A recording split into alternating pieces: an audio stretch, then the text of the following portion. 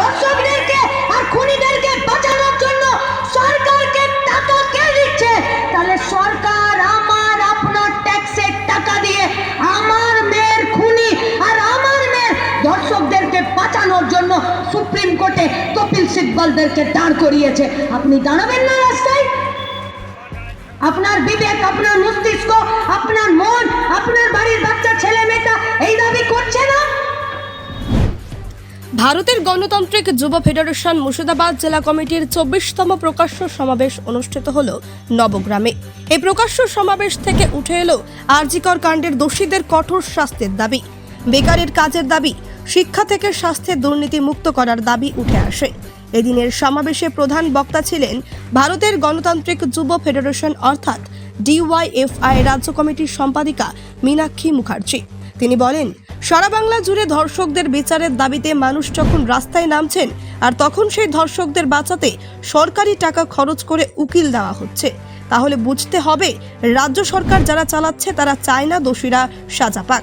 আর এর জন্যই তো পরিবারকে না জানিয়ে অভয়ার দেহ লুকি চাপে পুড়িয়ে দেওয়া হয়েছে। আমাদের এর বিরুদ্ধে লড়তেই হবে এবং প্রকৃত দোষীরা যতদিন সাজা না পাবে লড়াই আন্দোলন চলবে বলে জানান মীনাক্ষী মুখার্জি। এই সমাবেশে মীনাক্ষী মুখার্জি ছাড়াও উপস্থিত ছিলেন গণতান্ত্রিক আন্দোলনের নেতা জামির মোল্লা, জেলা সম্পাদক সন্দীপন দাস, সভাপতি সৈয়দ নুরুল হাসান, ধ্রুবজ্যোতি সাহা প্রমুখ। আজকের প্রকাশ্য সমাবেশ শেষে শুরু হবে ভারতের গণতান্ত্রিক যুব ফেডারেশন অর্থাৎ DYFI জেলা সম্মেলন বলে জানিয়েছেন সভাপতি সৈয়দ নুরুল হাসান। কবি হাকিম বলছেন যে বাঘ বাঘই থাকে, বাঘ খাঁচায় ঢুকেছিল বলে হায়নারা দাপাদাপি করছিল, এবার বাঘ ফিরেছে, আবার হায়নারা খাঁচায় ঢুকবে। এই বিবৃতি থেকে পরিষ্কার বোঝা যাচ্ছে তৃণমূলের মন্ত্রী, কলকাতা কর্পোরেশনের মেয়র, উনি অপরাধ প্রবণতাকে বাড়াচ্ছেন এবং গোটা রাজ্যটাতে ফিরে গুন্ডারাজ এবং দুষ্কৃতী রাজ প্রতিষ্ঠা করার জন্যই এই ধরনের উস্কানিমূলক মন্তব্য করলেন। রাজ্যের মানুষ না তো বাঘেদের নিয়ন্ত্রণে থাকবে, না তো হাইনাদের নিয়ন্ত্রণে থাকবে। আর যারা বাঘ হাইনাকে ছাড়তে হবে, মানুষ তাদেরকে পিটিয়ে মানুষই বানানোর চেষ্টা করবে। বলছি এটা যদি বিচারের দাবিতে অনড় থেকেই কাজে ফিরলেন জুনিয়র ডাক্তাররা, জেলায় জেলায় জরুরি বিভাগে যোগদান এবং আরজি করেও তারা যোগদান করলেন। তাদের সিদ্ধান্তকে আমরা কুর্নিশ জানাচ্ছি। বলছি যে স্বাস্থ্য ভবনের সামনে ধর্ণা উঠতেই মুছে ফেলা হলো প্রতিবাদের ভাষা, ফুটপাতে রাস্তায় আঁকা স্লোগানের ওপর পড়ল আলকাতরার পৌঁছ। না না না, স্বাস্থ্য ভবন থেকে উঠতে নয়, ডে 1 থেকে যখন থেকে শুরু করেছে। 9 তারিখ যেদিনকে গাড়ি আটকেছিলাম সেদিনই পুলিশ আমাদেরকে ঠেলে ঠুলে মেরে ফেলে দিয়েছিল।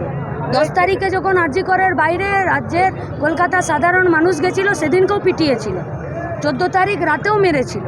তারপরে দিনহাটা, দুর্গাপুর, মাথাভাঙ্গা, নৈহাটি, সোনামুখী, কলকাতা, কোনো এলাকা বাদ নেই যেখানে পুলিশ বা তৃণমূলের পক্ষ থেকে যারা প্রতিবাদী, যারা আন্দোলনকারী তাদেরকে মারেনি, তাদেরকে নোটিশ পাঠায়নি, তাদেরকে জেলে ভরেনি, তাদেরকে তৃণমূলের বিধায়কের পায়ে মাথা ঠেকিয়ে তাদেরকে ক্ষমা চাইতে বাধ্য করেনি। এর থেকে পরিষ্কার কারা দোষীদের শাস্তি চাইছে, আর দোষীদের শাস্তি চাইলে কারা আন্দোলনকারীদেরকে দমিয়ে দিতে চাইছে।